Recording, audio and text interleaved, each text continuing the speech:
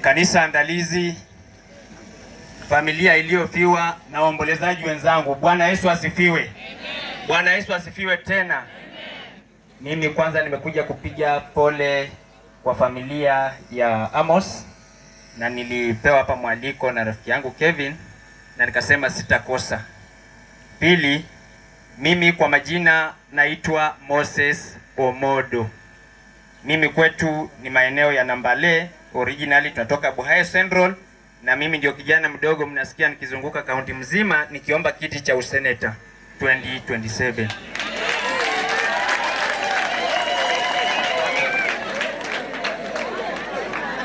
Leo nimefurahia sana mambo mazuri ambayo yametoka kwa mnenaji wa kanisa la takatifu la Katoliki.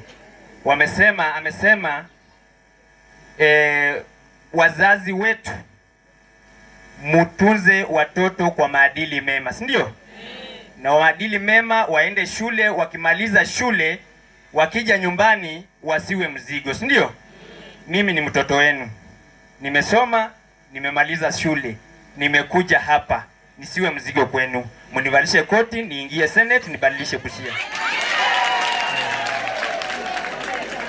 Mtanishika mkono kweli? Mtanishika mkono? Mimi niko na imani Vamagoya mtanishika mkono. Na wanasema umoja ni nguvu, utengano ni udhaifu. Busia yetu hii tuko nyuma. Na tusipobadilisha hii Busia yetu, sisi wenyewe kwa umoja wetu, hakuna mtu atakuja kubadilisha.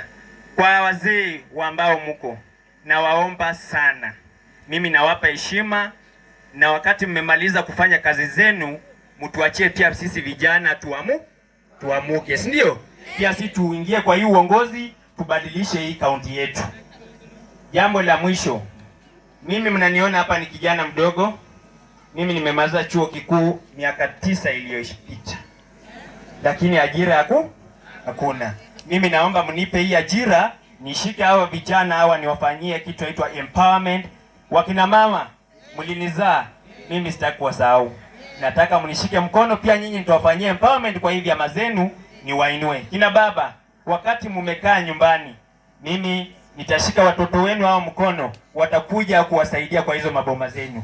Vamagoya, mimi nawaombea maisha mema hadi 2027 ikifika. Najua mtanikumbuka na mtapatia kijana Moses Omodo kuwa seneta wa 2027. Asanteni sana na Mungu awabariki.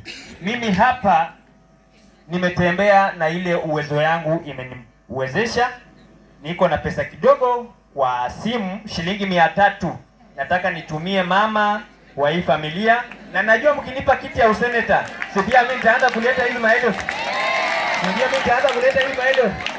Asanteni sana na Mungu aliyejua awabariki. Haya.